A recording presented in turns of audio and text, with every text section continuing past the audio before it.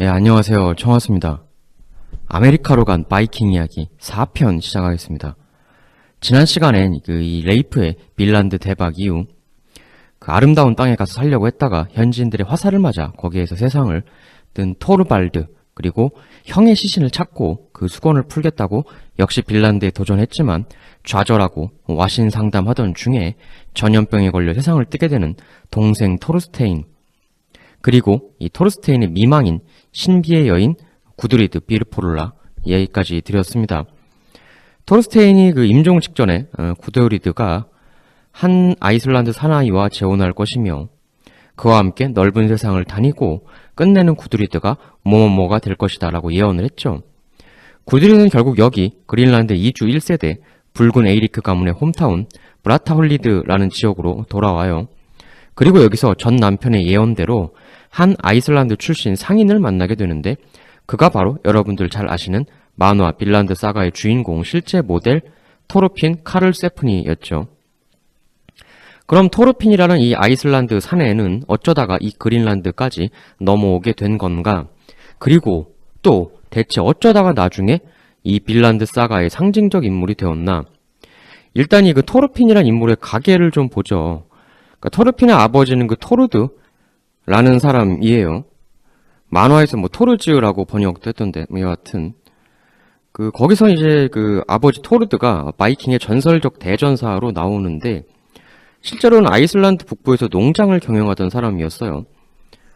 뭐 작품에서는 그 대전사인데 곡절을 감추고 사연을 감추고 농장에서 일하는 걸로 나오죠. 식민의 서라는 사가에 보면 이 토르핀 가문은 붉은 에이리크 가문이랑 마찬가지로 노르웨이에서 아이슬란드로 넘어왔다 이렇게 나와요. 근데 이 토르핀 가문은 그 아버지 이상으로 올라가서도 상당히 나름의 유서 깊은 가문이었다는 얘기가 있는데 그의 조상 중에 라그나르 로드브로크란 인물이 있다고 해요. 그러니까 토르핀이 이 인물의 후손이다 이런 얘기가 있어요. 이게 이제 나름 엄청난 얘기인 게 이 라그나르 이 인물이 그야말로 바이킹의 전설 중의 전설이거든요. 지금의 덴마크와 스웨덴을 통치했던 전설적인 바이킹 군주, 브리튼 섬, 그러니까 영국 지방, 프랑크 왕국, 프랑스 쪽까지 두려움에 떨게 했던 바이킹 공포의 원조격이라 할 수 있는 인물인데 토르핀이 이 사람의 후손이다 이런 얘기가 있는 거죠. 옛 사가들을 뒤져보면. 이제 토르핀이란 인물을 알려면 일단 요 인물도 좀 알아야 될 것 같은데 이 사람 얘기를 좀 해보면 이 사람이 이제 보통 이제 그 이름이 이렇게 돼요. 라그나르 로드브로크. 근데 이제 요거는 이제 뭐냐면 여기 이제 그 털 반바지라는 뜻입니다. 그러니까 털 반바지 라그나르 이렇게 되는 거죠. 이건 이제 이 사람이 이 용하고 싸운 적이 있거든요. 사가에서 드래곤 슬레이어죠. 근데 이제 싸우게 된 계기는 상당히 스테레오 타입해요. 어떤 아주 궁극의 미녀가 한 명 있었는데 이 토라라는 여성이 하나 있었습니다. 이 여인의 아버지가 이제 백작인데 이 아버지가 토라라는 미모 여인에게 선물로 딸에게 어린 새끼 용을 하나 줍니다. 애완용으로 길러보거라. 용도 여러 종류가 있잖아요. 그때 이제 준 용은 린트브룸이라는 용인데 날개는 없고 대신에 다리가 2개 있는 그런 종류인데 대신 얘는 이제 뭐가 있냐면 독이 있습니다. 그래서 이걸 무기로 하는 건데 근데 이 린트브룸이 나중에 급성장을 해가지고 크기가 엄청나게 커집니다. 그래서 이 딸 토라의 방을 전체를 모조리 휘감아 버려요. 그래서 이제 애완용 용에게 나중에 완전히 갇혀와 버리게 된 거죠. 이 토라의 아버지는 뒤늦게 식겁을 해가지고 누구든 저 용으로부터 내 딸을 구해주는 자에겐 나의 딸을 주겠노라 제발 좀 구해다오 이렇게 이제 요청을 하게 되죠. 그래서 이제 이 공표에 당당하게 나선 것이 바로 이 라그나르입니다. 근데 이 라그나르는 초혼은 아니었습니다. 결혼을 이전에 한번 했었는데 서로 기가 세다 보니까 별로 금슬이 안 좋았던 것 같아요. 해서 첫 번째 부인을 내팽개치고 토라를 차지하기 위해 용 린트브룸한테 도전을 한 거죠. 근데 이 린트브룸의 주무기가 독이잖아요. 그래서 여기에 대비를 해야 된다 이래가지고 입은 것이 바로 털 반바지입니다. 이 반바지에다가 타르, 모래 이런 걸 잔뜩 묻혀가지고 독에 대한 대비를 했다고 하죠. 그래서 반바지 입고 창 딱 꽂아주고 달려드는 건데 린트브룸이 이렇게 막 라그나라가 뛰어오니까 뭐야 이러면서 맹독을 퇴 하고 쫙 뱉습니다. 근데 이걸 이제 상체는 방패로 막고 하체는 그 털 반바지로 커버하고 그러고 달려들어서 창으로 린트브룸의 심장을 한 방에 꿰뚫습니다. 그래서 이렇게 그 미녀 토라하고 재혼을 성공하게 되는 거죠. 결혼은 나중에 한 번 더 해요. 총 3번 결혼. 근데 이런 식으로 이 인물이 그 전해진 얘기가 하도 뭐 전설, 신화 이런 거랑 막 혼재가 돼가지고 정말 실존 인물이냐 뭐 애매하다 뭐 이런 얘기도 있기도 한데 845년 프랑크 왕국으로의 바이킹 대침공이 한 번 있었는데 거의 파리 근교까지 바이킹들한테 탈탈 털린 적이 있었거든요. 센강, 뭐 흔히 세느강이라고 하죠. 거길 따라서 이제 쳐들어간 건데 이때 이 기념비적인 공격을 이끌었던 사람이 바로 이 방금 말씀드린 그 털반바지 라그나르라는 얘기가 있죠. 뭐 100%는 아닙니다만 당시 그때 온 그 바이킹 세력의 지휘관 이름이 라틴어로 레긴 헤루스, 이게 이제 라그나르로 보통 많이 보거든요. 그때 그 라그나르하고 싸운 프랑크 왕은 이제 그 샤를 2세예요. 카롤루스 2세라고도 하는 이 사람은 바로 그 유명한 샤를마뉴 카롤루스 대제의 손자죠. 이때 라그나르가 쳐들어가면서 파리 북서쪽 그 100km 정도 떨어진 루앙을 아주 쑥대밭을 만들었는데요. 이그 샤를마뉴 손자 또 맞고만 있을 수 없다 해서 바이킹들이 센강을 따라 내려오니까 병력을 둘로 나눠가지고 그 강 양안에 배치해서 바이킹들을 영격하려 했죠. 헌데 이에 대해 라그나르는 이 더블 영격군 중에서 상대적으로 약해 보이는 한쪽에 대해 1점 집중 공격을 가합니다. 그래서 그 하나를 와해시켜요. 근데 강 건너편에서는 또 다른 프랑크 군대가 또 보고 있을 거잖아요. 그래서 그 강 반대편 프랑크 군에게 이미 사로잡은 이쪽 반대쪽 100여 명 정도의 포로를 그대로 여보란 듯이 효수해서 나뭇가지에 매달아 보입니다. 프랑크 군은 공포에 후덜덜 떨었죠. 결국 엄청난 돈을 주고서야 돌려보낼 수 있게 돼요. 이런 식으로 유럽을 아주 휘젓고 다니면서 공포의 바이킹 신화, 사실상 그 원조라고 볼 수 있는 라그나르였습니다. 근데 이 사람이 이렇게 휘젓다가 그 문제가 하나 생기는데 이 그 라그나르의 아들들이 여럿 있었거든요. 근데 이 아들들이 아빠 닮아서 아주 혈기가 뻗쳐가지고 막 자기 휘하 부대 거느리고 여기저기 막 그냥 마구잡이로 뭐 약탈에 뭐 휘젓고 이제 다니는 거죠. 그러다가 선을 넘어서 아버지인 자신의 허락도 맞지 않고 아버지가 앉힌 어떤 해당 지역 그 관리자 있지 않겠습니까? 그 아버지가 인정한 그 사람인데 아들들이 막 거기까지 그 사람까지 밀어버리고 그래요. 그래서 결국 아들들하고 이 사람이 사이가 좀 소원해집니다. 그리고 아들들이 힘이 세지니까 자식들이 그냥 막 나를 좀 무시한다 그런 느낌도 받게 됩니다. 이 사람이 뭐 자기가 앉힌 사람조차도 아들들이 막 밀어버리니까 해서 자신의 위용도 재차 과시할 겸 해서 브리튼 섬, 그러니까 지금의 영국 지방으로 쳐들어갑니다. 당시 브리튼 섬 북부에 노썸브리아 왕국이라는 데가 있었어요. 고대 브리튼 섬의 그 앵글로 섹슨 7왕국 중에 하나인데 여길 밀고 들어가죠. 당연히 내가 뭐 이기겠지 이렇게 해서 간 건데 근데 너무 소수 병력만 데리고 가서 처음에 부하들이 막 만류했어요. 아 이거 무리라고. 근데 이 라그나르는 왜 이래 이거 나 아직 안 늙었어 이러면서 그냥 강행합니다. 그리고 올라가서 브리튼 섬에서 아주 뭐 여기저기 불사지르고 털어먹고 대휘젓게 되는데 근데 이때 당시 그 노썸브리아 왕국 왕에 엘라라는 사람이 있었습니다. 근데 이 엘라가 라그나르의 병력이 의외로 적다 이거를 알게 되고 기회는 찬스, 대어가 그물 안으로 들어왔군 이러면서 있는 병력 없는 병력 박박 긁어 모아서 휘젓느라 정신없었던 라그나르를 급습합니다. 여기서 라그나르가 패합니다. 그리고 붙들리죠.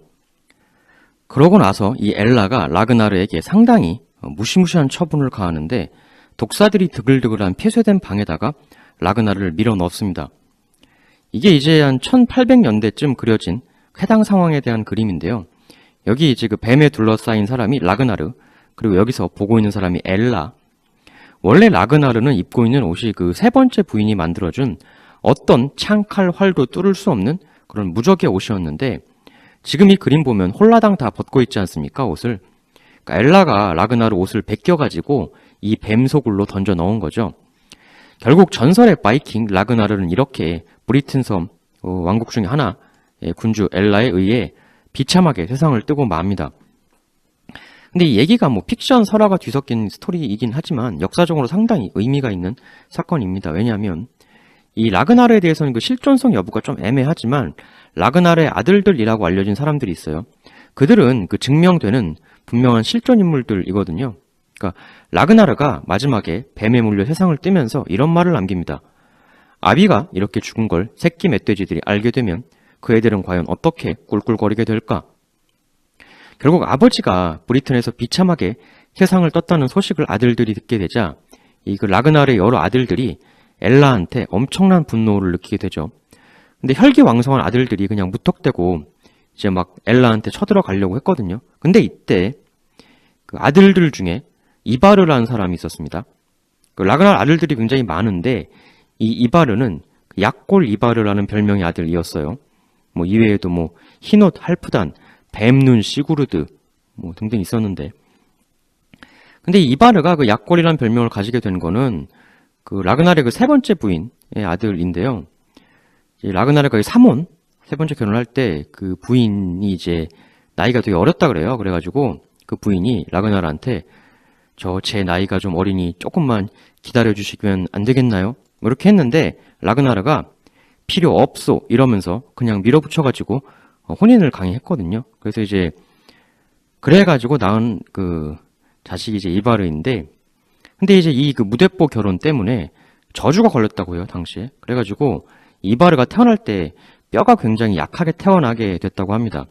그래서 별명이 약골 이바르인데, 근데 실제 나중에 그 하는 행동들을 보면 약골은커녕 아주 무시무시한 사람입니다. 이 이바르가 어떻게 엘라를 공략해 나가는지 한번 보시죠. 이렇게 말해요, 형제들에게. 형제들이여, 진정하자. 이럴 때일수록 흥분하면 안 되고 더 냉정해져야 하는 법. 아버지께서는 최고의 용사하셨지만 준비도 없이 브리튼 섬으로 너무 섣불리 들어가셨다가 그곳 환경에 익숙한 간사한 엘라에게 어이없게 당하시고 말았다. 그 위대한 아버지도 서두르시다 그렇게 되었는데 우리도 경거망동하다간 똑같은 전철을 밟을 위험이 있다.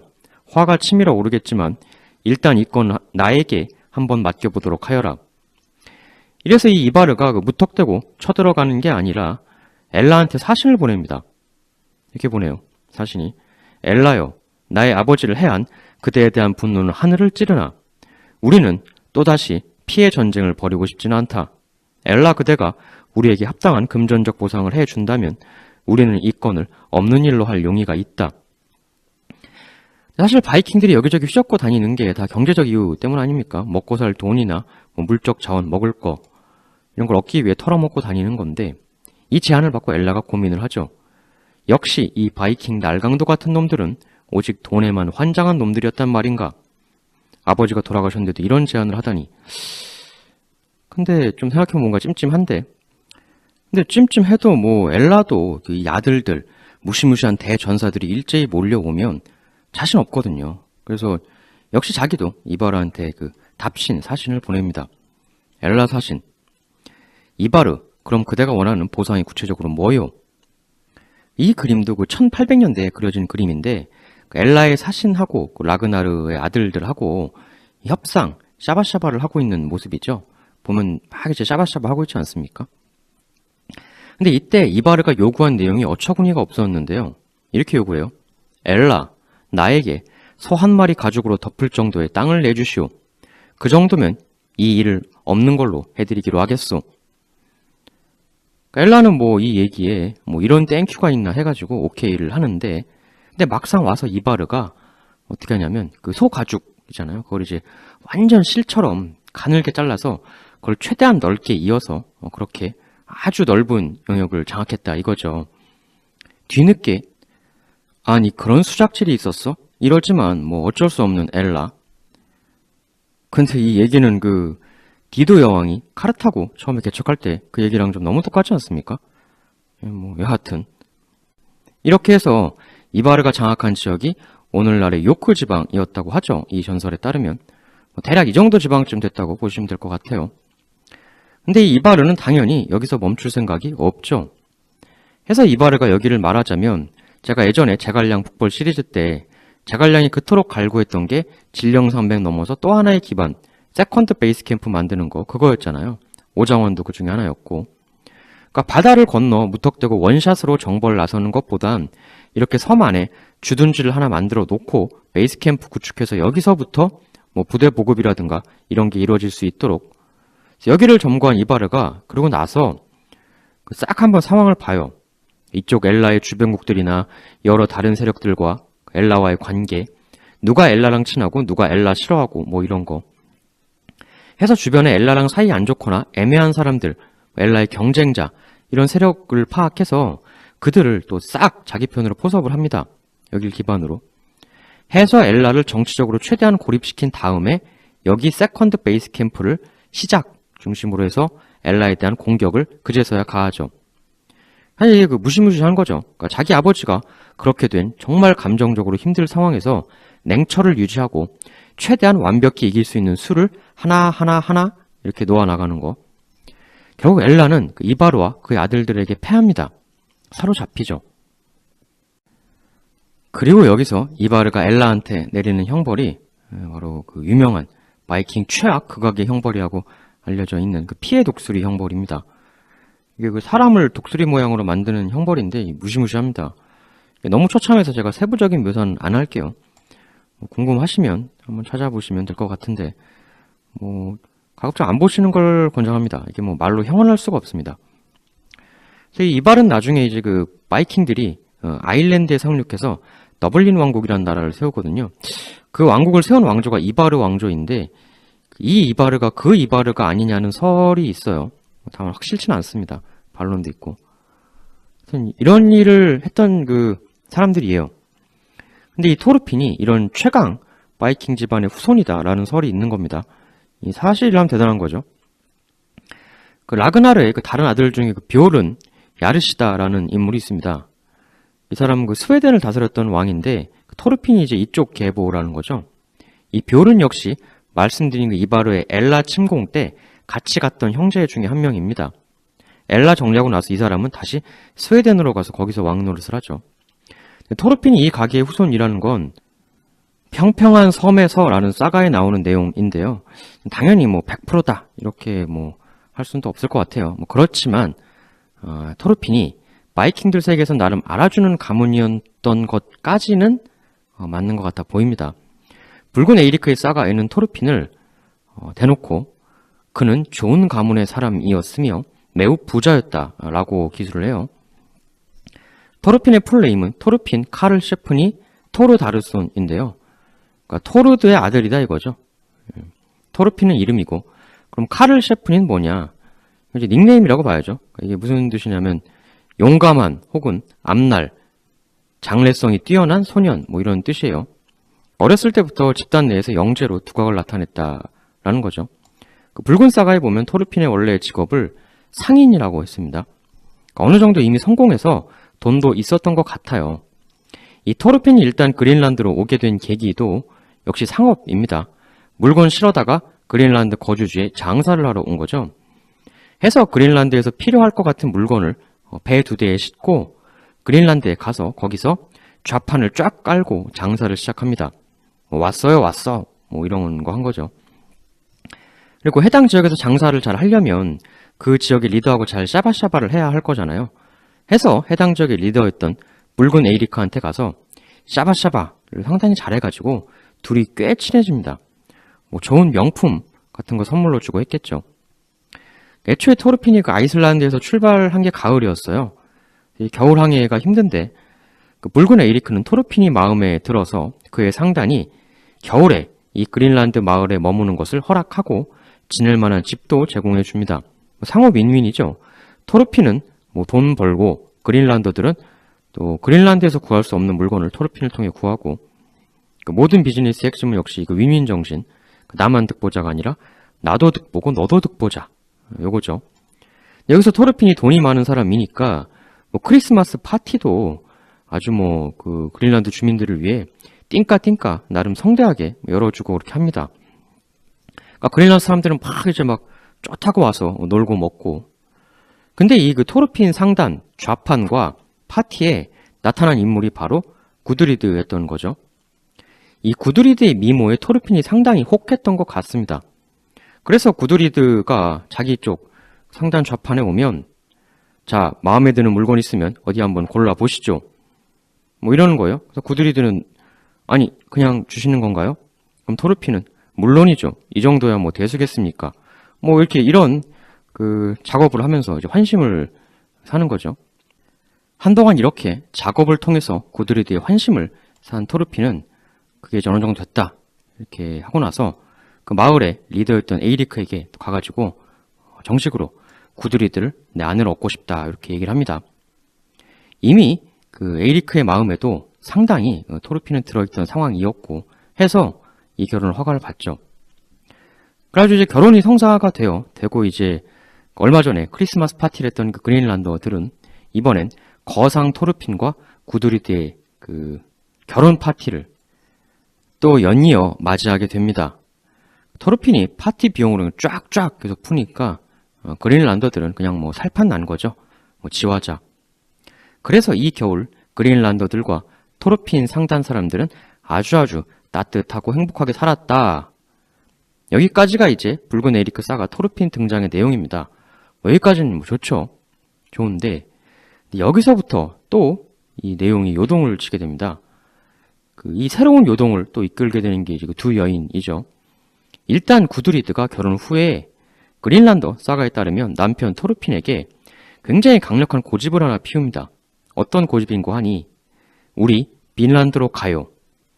토르핀은 별 생각이 없었는데 굉장히 구드리드가 강력하게 밀어붙입니다. 토르핀은 상인이니까 채산성을 따져보는데 앞선 3명의 빈란드 도전자가 있었죠. 이 중에 성공한 사람은 레이프 하나잖아요. 이게 상당히 아리까리하죠. 근데 구드리드가 하도 보채가지고 60명 남자 선원, 여자 5명 이렇게 그 팀을 짜고 배를 확보해가지고 이 토르핀이 빈란드로 갑니다. 이렇게 가는데 그럼 이제 구드리드가 왜 이렇게 그 강하게 가자고 했을까? 전 남편의 그 수건을 못 이루고 세상을 뜨는 그 모습이 마음에 남아서 그랬나? 그린란드 사가에 따르면 전 남편 토르스테인은 빈란드 항해에서 구드리드를 태우고 같이 갔었거든요. 그때 분명히 와이프를 설득했겠죠. 야, 빈란드 끝내줘. 설득이 된 거니까 구드리드도 오케이를 한 거 아니겠습니까? 바로 그런 토르스테인의 마음이 구드리드에게 남아 그게 토르핀한테까지 전해져가지고 또 이러한 연쇄적인 설득을 불러온 게 아닌가 해서 토르핀, 상단, 그리고 구드리드 이렇게 같이 빈란드로 가게 됩니다. 근데 그린란드 사가에선 여기서 또 한 명의 여성이 강력하게 대두가 됩니다. 그게 바로 그린란드 최초 개척자 붉은 에이리크의 딸인 프레위디스죠. 2명의 자신 가족들이 빈란드의 수건을 풀지 못하고 세상을 떴지 않습니까? 해서 이 프레위디스도 나도 가겠다 빈란드 해서 구드리드가 토르핀을 설득한 것처럼 자기도 남편이 있어요. 그 남편을 설득함과 아울러 주도적으로 좀 더 제대로 된 준비를 프레위디스가 갖춥니다. 쫙 이끌어요. 이 여인이 이제 어떤 방법을 쓰냐면 당시 아이슬란드에서 그린란드로 넘어온 선원들 중에 헬기, 핀복이라는 사람들이 있었습니다. 이쪽으로 협상에 들어갑니다. 이렇게 얘기를 해요. 둘한테 가가지고 당신들도 아이슬란드에서 이렇게 여기로 넘어왔지만 보시다시피 여긴 이렇게 한계가 있어. 그러나 내 오빠 레이프가 최근 빈란드라는 곳을 발견해서 과일과 목재 등을 싣고 와 대박을 터뜨렸소. 하여 나도 그곳으로 이번에 떠나려 하오. 내 쪽에서도 나름 같이 갈 부하 선원들을 모으고 있어만 조금 양적으로 부족한 듯한데 당신들 둘이서도 사람을 모아 각 30명씩 데리고 빈란드로 같이 떠나면 어떻겠소? 그렇게 빈란드 항해를 한 이후 거기서 발생하는 수익은 반으로 나누도록 합시다. 그러니까 자기 혼자서 모으는 세력만 가지고 가기는 좀 꺼려졌던 것 같아요. 아무래도 또 다른 오빠 토르발드는 거기서 원주민들에게 참담하게 세상을 뜨기도 했고 토르스테인 아예 그냥 가다가 실패를 했죠. 아무래도 현지에서 원주민들하고 전투가 있을지도 모르는데 일단 소수로 갔다간 오빠처럼 될 수도 있는 거니까 나름 철저히 준비한답시고 한 거죠. 그래서 이 프레위디스하고 헬기, 핀보기가 연합을 해서 배 2척에 30명씩 나눠 타고 빈란드로 떠납니다. 근데 이 프레위디스가 엄청난 여자인 게 여기서 당초 계약과는 다르게 자기 배에는 몰래 사람을 5명 더 태웁니다. 원래는 30명씩만 데리고 가기로 했잖아요. 이러고 레이프 오빠가 알려준 곳으로 갑니다. 오빠한테는 미리 자기가 레이프가 만들어 놓았던 그 집 거기에 쓰겠다고 허락을 받았어요. 근데 이 프레이 위디스가 도착하고 나니까 그 상황을 한번 이제 쭉 본 거죠. 보고 여기는 우리를 위협하는 스클렐링기 원주민들이 없구나. 이걸 알고 나선 자신이 5명 더 데려온 그 본 속셈을 가선이 이제 드러내게 되는 건데요. 오빠 레이프가 먼저 구축해 놓은 이 기반 베이스 캠프, 여기에 같이 헬기 핀보기 일행도 짐을 풀려고 하는데 프레이 위디스가 야, 니들 여기 짐 풀지 마. 이렇게 말합니다. 아니 갑자기 뭔 소리야? 어안이 벙벙한 헬기와 핀보기였는데 프레이 위디스는 계속 얘기합니다. 야, 안 들려? 꺼지라고. 밀란드 베이스 캠프 근처에 스크렐링기들이 없다는 걸 확인하자마자 갑자기 태도가 돌변하게 된 프레이 위디스죠. 오빠가 구축한 시설 이 좋은 걸 쟤들하고 나눠 쓰기 싫다. 그리고 당연히 일단 안정적인 1차 정착 도착이 된 이상 여기서 발생하는 이익도 니들 패거리랑 나누기 싫다 이런 거죠. 황당해서 헬기 등은 항의를 하지만 프레이 위디스는 이건 우리 오빠, 즉 우리 집안이 만든 거다. 니들이 뭔데 여기 얹혀 살려고 하는 거냐. 꺼져라. 근데 나중에 패를 다 까고 보니까 프레이 위디스 패거리가 5명 더 많잖아요. 다 이런 걸 계산하고 온 거죠, 프레이 위디스. 결국 헬기 핀보기는 여기서 뭐 전면전 하거나 그러지 못하고 꼬리를 내려서 딴 데로 갑니다. 거기서 또 자기들이 대고생해가지고 새 집 짓고 그래요. 그러니까 이걸 실제 역사적으로 한번 고찰을 해보자면 당시 빈란드 이주 바이킹들 사이에서도 뭐 내분이 일어났다 이렇게 생각을 해볼 수가 있겠죠. 그래서 일단 따로 삽니다. 이 두 패가. 더럽다 더러워 하면서. 그래서 이제 한동안 그 두 패거리가 각자 도생을 하게 되는데 여기서 프레이 위디스가 또 그 이상한 강수를 하나 더 둡니다. 어느 날 프레이 위디스가 몰래 집 밖으로 혼자 쓱 나가요. 나와가지고 갑자기 정신 나간 것처럼 몽둥이로 자신의 얼굴과 몸을 사정없이 강타합니다. 얼굴이 만신창이가 됐겠죠. 그러곤 집으로 돌아와요. 근데 이 프레이 위디스도 남편하고 같이 왔으니까 남편한테 이렇게 이야기를 합니다. 여보. 그 남편이 놀래가지고 그 만신창이 된 부인 몰골을 보면서 아니 부인 이게 어찌된 일이오? 대체 누가 이렇게 만들었소? 얼굴이 엉망이 되었네. 무슨 짐승이라도 만난 게요? 프레이 위디스는 이렇게 답합니다. 아니 이런 답답한 이게 어딜 봐서 짐승한테 당한 상처인가요? 사람한테 맞은 거지. 사람? 아니 대체 누가? 누구긴 누구겠어요. 헬기 핀보기 일행이지. 이렇게 얘기를 합니다. 이래가지고 여기서 프레이 위디스가 남편한테 아주 난리를 핍니다. 이들한테 맞았다고. 그러면서 자신의 이 복수를 해주지 않으면 이혼을 하겠다 이렇게 협박을 하죠. 이 협박이 상당히 강력한 게 이 붉은 에이리크 가문이 그린란드에서 현재 원탑 가문 아닙니까? 이 남편이 약간 대릴사위 느낌도 있는 거죠. 해서 이 이혼 협박에 남편이 아주 후덜덜 몸을 떨게 됩니다. 그래가지고 이 두 부부가 이끄는 패거리는 이 헬기 핀보기 집단에 대해 야밤에 야습을 가하기로 합니다. 밤에 몰래 소리를 죽이고 무장한 채 이들의 집으로 접근해서 전격적으로 기습, 이 헬기패의 남자 전사들을 모조리 제거하고 맙니다.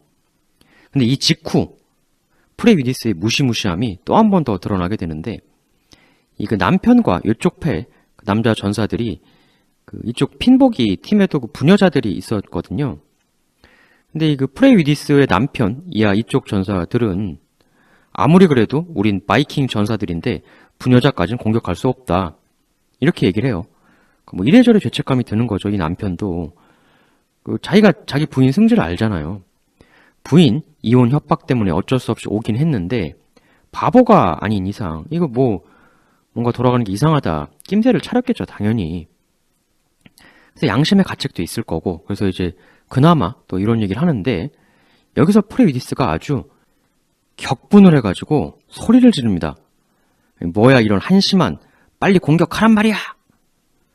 근데 다른 전사들은 아무리 그래도 도저히 못하겠다. 끝끝내 거부를 했거든요. 그러니까 프레이 위디스가 갑자기 일이 네 하더니 전사들의 칼과 도끼를 빼앗아가지고 자기가 직접 이 헬기팀의 부녀자들을 모조리 손수 척살하고 맙니다. 이 프레이디스가. 무시무시한 인물이죠. 그래가지고 이 헬기 핀보기 팀은 여기서 전멸을 합니다. 입을 다물지 못하는 남편과 나머지 전사들. 특히 프레이디스의 남편은 앞으로 내가 이런 사람하고 평생을 함께 해야 한다는 사실에 몸을 그야말로 사시나무 떨듯 떨게 됩니다. 이럴 줄 알았으면 결혼 안 하는 건데 집안 좋다고 결혼했더니만 이런 일을 겪을 줄이야. 그러니까 조건 보고 하는 결혼이 이래서 무서워요. 하지만 이미 엎어진 물. 이 프레위디스는 이런 엄청난 짓을 저지르고 난 이후에 남편이야 자신의 일행들에게 이렇게 선포합니다. 나중에 어디 가서 오늘의 이 일을 발설하는 자는 지금 내 손에 저렇게 된 저들처럼 만들어주고 말겠다. 다들 영원히 입조심하도록 해라. 이러고 나서 프레이디스 팀은 1년 정도 빈란드에서 더 머물다가 챙길 거 다 챙겨서 다시 그린란드로 돌아옵니다. 돌아오는 프레이디스를 그린란드에서 오빠 레이프가 이제 맞아주게 되죠. 근데 이제 돌아오는 프레이디스 일행을 보고 뭔가 이상한 걸 느낀 거예요. 그래서 이제 레이프가 묻습니다. 아니 프레이디스, 같이 갔던 헬기 핀보기 일행은 어떻게 된 거냐? 이에 프레이디스는 적당하게 둘러댑니다. 그쪽 패들은 거기 빈란드에 그냥 항구적으로 잔류하기로 했어요. 뭔가 찜찜한 레이프. 결국 레이프는 나중에 프레위디스 말고 이 팀의 다른 일원들을 불러가지고 어떻게 된 거냐고 따로 물어봅니다. 근데 이제 거짓말할 때 보면 티나는 사람들이 있잖아요.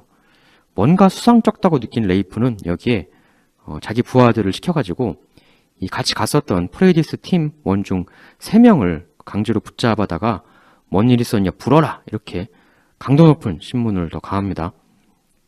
당연히 그 사람들은 이 프레이디스가 무서워서 안 부르려고 했죠, 처음엔. 근데 여기서 그 레이프가 고문을 가합니다. 그래서 결국 이들이 불어요. 무슨 일이 있었는지. 그래서 이 레이프가 모든 사실을 적나라하게 이제 알게 되죠. 처음에 레이프는 이 일이 자기 여동생이 주도했다는 걸 모르고 어떤 놈이 가서 뭔 이상한 짓 하는 거야? 이걸 알아내고자 고문을 한 건데 막상 실상을 열고 보니 여동생이 처참한 주동자였단 말이죠. 그러니까 이걸 알게 되니까 또 움찔해가지고 팔이 안으로 굽는다고 알자마자 고문하고 어쩌고 했던 그 기세는 수그러들고 이 레이프가 얼레벌레 넘어갑니다. 그냥 이런 말 한마디나 해요. 이런 짓을 저질렀으니 프레위디스의 자손들은 앞으로 절대 잘 될 수 없겠구만. 말씀드렸습니다만 그 엘라가 라그나르를 해치운 대가로 그 아들들에게 처참한 보복을 당하지 않습니까? 바이킹들에게 내 가족, 내 팔을 건드렸다. 이거는 두고두고 따라다닐 수밖에 없는 업보이죠. 혀를 끌끌 차는 레이프. 그렇지만 동생이니까 프레위디스를 처벌하거나 그러진 못하죠. 해서 사람들이 다 이걸 뒤에서 뒷담화를 합니다. 저 레이프 저거 폼 잡더니 지 동생은 저런 짓 해도 암소리 못한다. 이렇게 되는 거죠. 이게 그린란드 사가에 나오는 프레위디스의 모습인데 붉은 에이리크 사가에서는 이 프레위디스의 활약상이 또 다른 게 더 나옵니다. 붉은 사가에서는 여기 그린란드하고는 다르게 토르핀의 빈란드 탐험단에 같이 합류해서 간다고 그렇게 나와요. 그러니까 내용이 전혀 다르죠. 거기서는 이제 항해를 주도적으로 이끈다 이런 모습이라기보다는 조금 약간 따라가는 듯한 모습이었는데 시작은 그럼에도 불구하고 역시나 가서 프레위디스가 거기서도 거한 활약을 한번 합니다. 그럼 이제 붉은 사가에 나오는 토르핀의 항해를 한번 보죠. 거기선 총 160명의 대팀을 구성해서 떠났다고 나옵니다. 여기서 그들은 예의 헬룰란드, 마크란드 다 거쳐가게 되는데 또 거기서는 토르핀이 하나의 섬을 더 발견했다고 나와요. 어떤 섬에 가더니 곰이 떡하니 있어가지고 거길 곰의 섬이라고 이름 붙였다. 그 외에도 가면서 이것저것 발견하면 이제 이름을 붙여 나가는데 의외의 것도 발견을 합니다. 이제 뭘 발견하냐면 고래죠. 고래를 봐가지고 이 바이킹들이 바로 거기서 포경을 해버려요. 사가의 묘사를 보면 고래에 대한 지식이 몹시 해박한 토르핀이었으나 지금 이 고래만은 난생 처음 보는 것이었다. 해서 이제 그 일행이 바로 잡아다가 고래 고기를 냠냠하고 먹습니다. 근데 여기서 나중에 그 바이킹들의 여러 가지 겪게 되는 문제 중에 하나, 그 단면이 이제 드러나는데 이 고래 고기를 먹고 나중에 바이킹 상당수가 병에 걸렸다 그래요. 그러니까 기존에 그들이 먹던 거랑은 전혀 다른 고래를 먹었다는 건데, 그러니까 고래 중에서도 사람이 먹어서 비교적 안전한 게 있고 그렇지 않은 게 있다고 하거든요. 그러니까 먹으면 사람이 질병에 잘 걸리는 그런 그 류의 고래가 있다. 이 고래가 이빨고래하고 수염고래 이렇게 종류가 나뉘거든요. 이 중에서 수염고래는 상대적으로 괜찮아요. 왜냐하면 걔네들은 주로 먹는 게 뭐 플랑크톤 이런 걸 먹으니까. 근데 문제가 이빨고래거든요. 이빨고래는 포식 사슬에서도 상당히 최상층에 속하는 것으로, 특히 뭐 오늘날에도 이게 문제가 되는 게 고래고기가 그 중궁속 농축, 이게 문제가 되거든요. 그래서 일본 같은 경우도 초등학교 급식에 고래고기를 지정했다가 또 취소하는 뭐 그런 일이 있기도 했고, 그게 다 이제 그 중금속 문제 때문이거든요. 실제로 페로제도 사람들이 그 고래고기를 잘 먹는데 2009년에 한번 이슈가 된 게 고래고기를 즐겨 먹는 페로제도 사람 5천여 명이 각종 중금속 중독 질환, 뭐 시력 약화, 언어 장애, 정신 이상 이런 게 생겼다라는 게 한번 이제 나온 적이 있거든요. 해서 고래고기가 대단히 위험하다 먹는 게. 근데 이거는 주로 이빨고래에 해당되는 내용이에요. 그러니까 수염고래는 상대적으로 안전하거든요.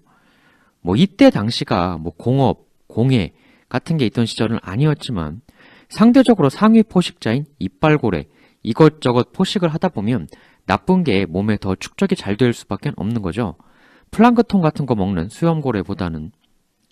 그러니까 자연계에서 주로 센 애들 있잖아. 이것저것 다 힘으로 찍어 눌러서 모조리 잡아먹는 애들. 걔들이 그 몸에 나쁜 게 축적이 많이 될 수밖에 없거든요. 아무래도. 그러니까 이때 이 바이킹들이 병에 걸렸다는 거 보니까 토르핀 일행이 먹었다는 게 그 이빨고래 같아요. 그 천하무적 유럽을 대휘저었던 바이킹들이 그 살기 좋은 땅 빈란드에서 정착을 끝끝내 못한 게 어떤 이러한 새로운 환경이 가져다 준 그런 그 무지, 또 그로 인해 발생하는 질병, 프레위디스가 보여준 것 같은 그런 내분 문제도 있었지만 말씀드린 지금 이러한 것도 상당한 영향을 끼치지 않았을까. 물론 가장 큰 원인은 나중에 토르핀 일행도 마주치지만 스크렐링기이겠죠. 그건 뒤에서 설명 더 드리겠습니다. 이렇게 이제 항해를 하던 이들은 밀 이삭이 있는 땅을 발견하게 돼요. 거기서 터를 잡고 한동안 지내기로 하죠. 그리고 겨울 나고 봄까지 지내게 됩니다. 주로 사냥, 채집, 뭐 새 둥지에서 알 채취, 낚시 이런 거 하면서 그러다가 드디어 여름이 닥치게 되는데요. 같이 온 인물 중에 프레위디스 말고도 여러 인물들이 있었어요. 예를 들면 토르할이라는 바이킹도 있었는데 여름까지 때가 되자 이제 이들 팀 내부에서도 여러 가지 의견이 나뉩니다. 이 토르할 같은 경우는 붉은 에이리크 밑에서 오랜 기간 일한 사람으로 그의 그린란드 개척도 함께 했던 인물이죠. 이 토르핀하고 토르할이 의견이 갈리는 건데 뭐 정확히는 알 수 없지만 이때 이들이 온 게 뭐 이쯤 어디 아니겠습니까? 근데 토르할은 여기서 우리 북쪽으로 가자라고 제안을 했다고 해요. 반면에 토르핀은 북쪽으로 가봐야 좋지 않다. 남쪽으로 가자. 이렇게 해서 양자가 의견을 좁히지 못하고 결국 패가 둘로 갈립니다. 근데 이 판단은 토르핀의 판단이 옳았던 게 북쪽으로 갔던 토르할 일행은 강풍, 풍랑을 만나서 전원 좌초 사망하고 맙니다. 뭐 질병에, 폐 분할에, 사고에 여러 가지 지금 일들이 있죠. 그러나 남쪽으로 간 토르핀은 쭉 가다가 강어귀가 있는 해변가에 이제 다다르게 됩니다. 그곳은 들판과 풀, 나무, 밀, 그리고 수많은 포도나무와 강물의 물고기들이 있는 그런 곳이었죠. 이 땅에서 토르핀 일행은 하선합니다. 해서 한동안 여기서 포도도 먹고 물고기도 잡아먹고 즐겁게 지내죠. 근데 이때 하나 이변이 벌어집니다. 이렇게 띵까띵까 먹고 지내는 사이에 그들은 어느 순간 정체를 알 수 없는 어디서 온 것인지 모를 9척의 배가 그들이 눈에 띄지 않는 상태로 놀랍도록 그들로부터 상당히 가까이에 이미 다가와 있음을 깨닫게 됩니다. 그러니까 토르핀 일행이 눈치채지 못하도록 은밀하게 접근해 왔던 거죠. 당연히 그들은 토르핀 일행 같은 바이킹이 아닌 어떤 다른 사람들이었죠. 그럼 그들은 누구이고 또 어떤 일이 벌어지게 되는가? 오늘 내용은 일단 여기까지 하고요. 다음 편 아마도 마지막 편이 될 것 같은데요. 토르핀의 남은 모험기 마저 계속 들려드리도록 하겠습니다. 그리고 지난 시간에 제가 왜 긴 영상, 잦은 업로드 해달라는 요청을 들어드리는 게 불가능한지 그 상황을 말씀드렸고, 또 여러분들께서 많은 격려를 해주셨습니다. 처음엔 구질구질한 이야기 웬만하면 안 하려고 했지만 길게 자주 해달라는 요청들이 계속 있으시기에 제가 그렇게 하지 않는 게 여러분들의 의견을 무시하는 게 아니라, 외면하는 게 아니라, 하고 싶어도 할 수 없는 제 생업 환경의 여건을 말씀드리려고 한 겁니다. 여러분들 그 요청 못 들어드리는 것 중에서 제가 일부러 안 하는 건 단 하나도 없습니다. 다 못 하는 거죠. 제 궁극의 목표는 지금 이 생업의 굴레에서 벗어나 전업 BJ가 되는 겁니다. 하지만 여러분들 보시듯 제 조회수는 주변인들에게 조롱, 비웃음을 살 정도밖에 안 되는 매우 낮은 수준이지요.